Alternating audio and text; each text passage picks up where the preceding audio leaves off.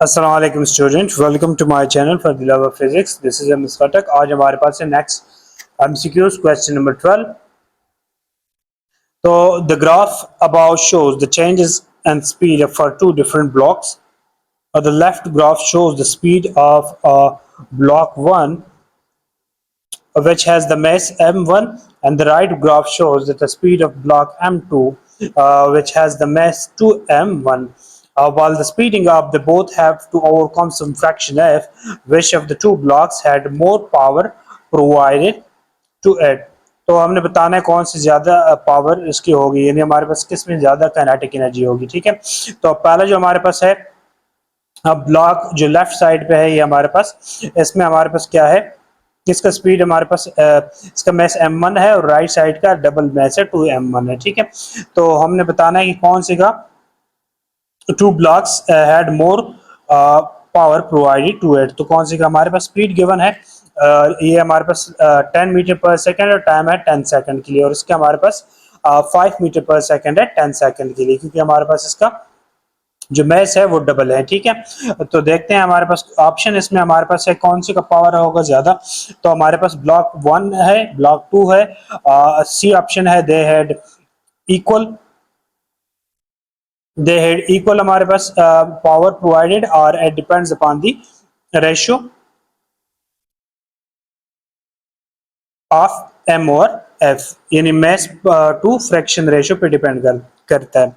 तो क्योंकि हमारे पास देखो जो ऑब्जेक्ट होंगे जब ये स्टार्ट करेंगे रेस्ट से, so there final kinetic energy will give the change in kinetic energy, क्योंकि हमारे पास रेस्ट पे जब ये स्टार्ट करेंगे मूव करना, तो हमारे पास काइनेटिक एनर्जी में क्या आएगा, चेंज आएगा। तो काइनेटिक एनर्जी में चेंज आ जाएगा। सो हम देखते हैं काइनेटिक एनर्जी K1। ठीक है, K1 हमारे पास क्या होगा, K1 is equal to half m1 v1 square. ठीक है, और हमारे पास इसका वैल्यू जब हम पुट कर लेंगे मैस m1 के लिए, यानी ब्लॉक m1 के लिए, तो हमारे पास क्या आ जाएगा, K1 is equal to half mass जो हमारे पास गिवन है वो m1 है, और वेलोसिटी भी हमारे पास स्पीड जो है वो 10 मीटर पर सेकंड का स्क्वायर है। और यहाँ से हमारे पास क्या आ जाएगा, इसको सिंप्लीफाई करेंगे तो K1 की जो वैल्यू है वो हमारे पास आ जाएगी 50 m1 जो मैस है, और जॉल हमारे पास यूनिट है। नेक्स्ट हमारे पास अगर हम देखें सेकंड के लिए, तो हमारे पास सेकंड ब्लॉक जो है इसकी काइनेटिक एनर्जी हमारे पास क्या होगी, K2 हम इसको लेते हैं is equal to half m2 v2। तो जो मैस है उसका हमारे पास डबल गिवन है। ठीक है, तो हाफ 2m आ जाएगा, 2m1 आ जाएगा, और v2 का स्क्वायर आ जाएगा, और v2 भी हमारे पास सेम है, 5 मीटर हमारे पास गिवन है, तो इसको हम 5 मीटर पुट करते हैं। तो इधर हम इसकी वैल्यू पुट करते हैं, तो हमारे पास क्या आ जाएगा, 5 का स्क्वायर आ जाएगा हमारे पास।